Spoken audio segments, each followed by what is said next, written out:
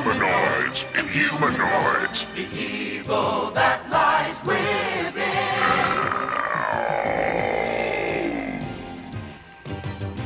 How did one of the most terrifying cartoons ever made for kids disappear after just 13 episodes? In 1986, Hasbro was at the top of the toy world.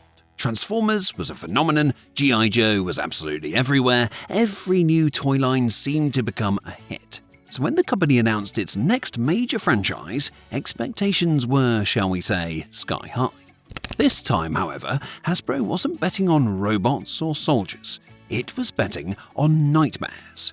Giant monsters, underground horrors, zombies and creatures that looked like they had escaped from a horror movie were suddenly appearing on children's television screens every Sunday morning.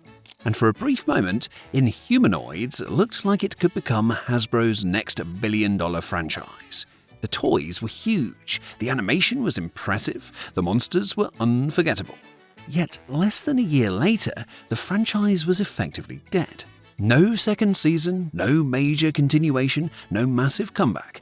Just 13 episodes and a lingering memory that left an entire generation wondering what happened. Now, the answer reveals one of the strangest stories in 1980s animation history. So to understand why Inhumanoids failed, it helps to understand the world that created it. You see, the mid-1980s were the golden age of toy-based cartoons. Companies had discovered that a television series could function as the ultimate advertisement. Kids would watch the show, fall in love with the characters, and then beg their parents for the toys. And the formula worked brilliantly. Now, Hasbro had already struck gold with Transformers and G.I. Joe. Working alongside Sunbow Productions and Marvel Productions, the company had perfected a system that seemed almost unstoppable. Every successful cartoon fueled toy sales, and every toy sale strengthened the cartoon. But eventually, somebody asked an interesting question. What if the next franchise wasn't heroic? What if it was scary? And that question became Inhumanoids. Now, instead of focusing on military heroes or transforming robots, the series centered around a team of scientists known as Earth Corps, and their mission was to stop ancient monsters buried deep beneath the Earth's surface. Now, these weren't goofy villains or cartoon troublemakers. These creatures looked genuinely frightening.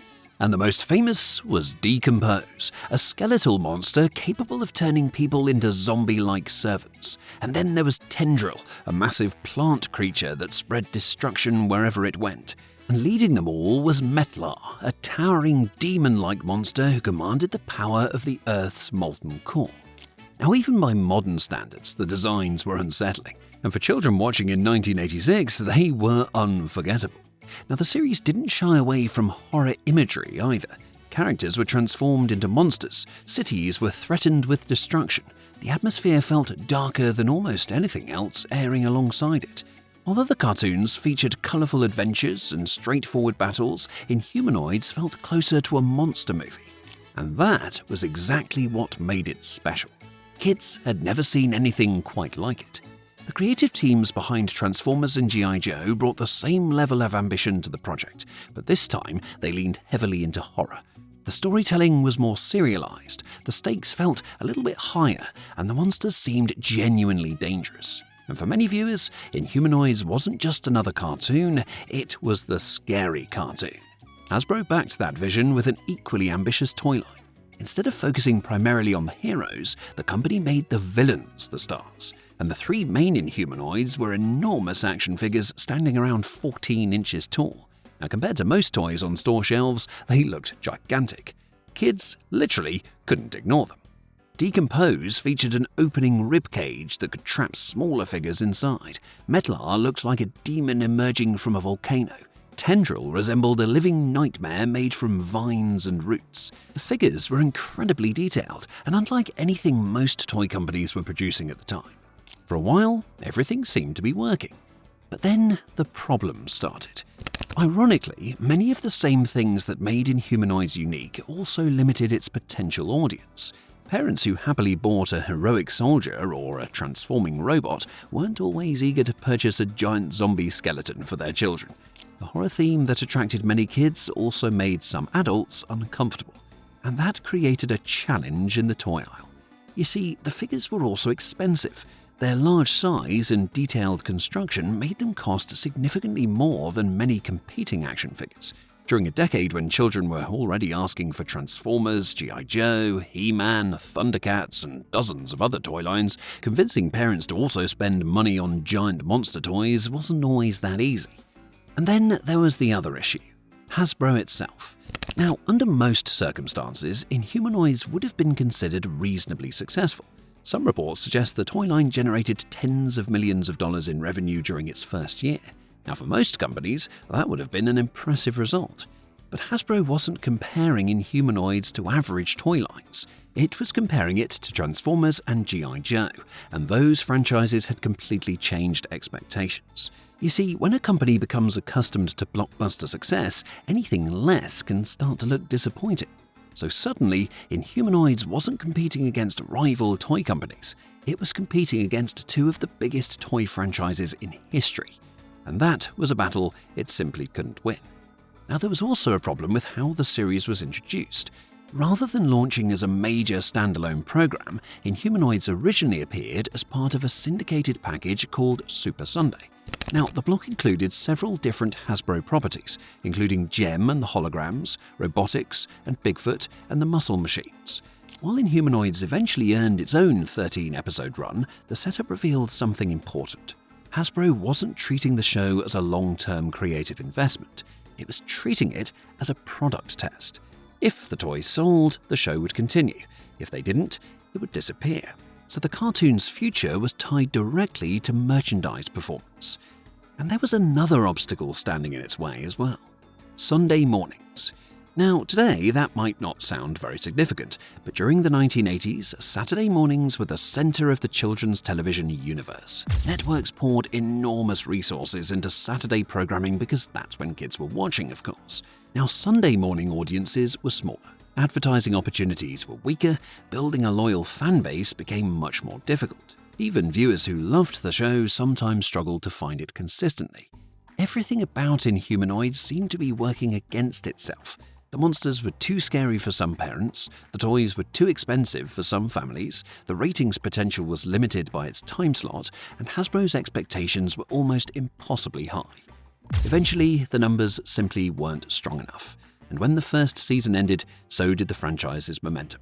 There would be no second season, there would be no major expansion, and there would be no continued investment. The decision was swift, and Hasbro moved on. Now, for the company, it was simply another business decision. For fans, it felt like a sudden disappearance. But what makes the cancellation especially frustrating is that there were clear signs the creators had bigger plans. Storylines remained unresolved, additional toy concepts had reportedly been discussed.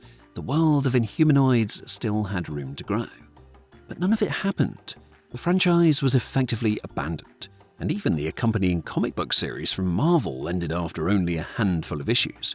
Like the television show, it never received the chance to fully develop its story. The monsters simply vanished, at least for a while, because something unexpected happened in the years that followed. People remembered, and unlike many forgotten toy lines from the 1980s, Inhumanoids developed a dedicated cult following. Kids who had been frightened and fascinated by the series grew up and began sharing their memories online. They remembered Decompose, they remembered Metlar, and they remembered how different the show felt from everything else on television. And suddenly, what once looked like a failure started looking more like a hidden gem. Many modern fans argue that Inhumanoids was ahead of its time. Long before serialized animated storytelling became common, the show was experimenting with ongoing narratives and darker themes. Long before studios regularly blended horror and animation, Inhumanoids was introducing Lovecraft-inspired monsters to children. The very qualities that limited its commercial appeal became the reason people still talk about it decades later.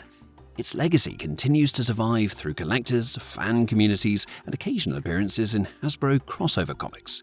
And while the franchise never returned in a major way, it never completely disappeared either. And that's what makes its story so fascinating.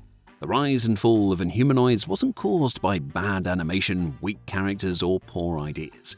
In many ways, the show succeeded creatively. Its downfall came from something much simpler: the business model that created it demanded massive toy sales above everything else. When those sales failed to reach what we might call impossible expectations, the franchise was discarded. In the end, the Earth Corps never truly defeated the Inhumanoids, the balance sheet did. And nearly 40 years later, those monsters still linger in the memories of everyone brave enough to watch them emerge from beneath the Earth's surface on a Sunday morning.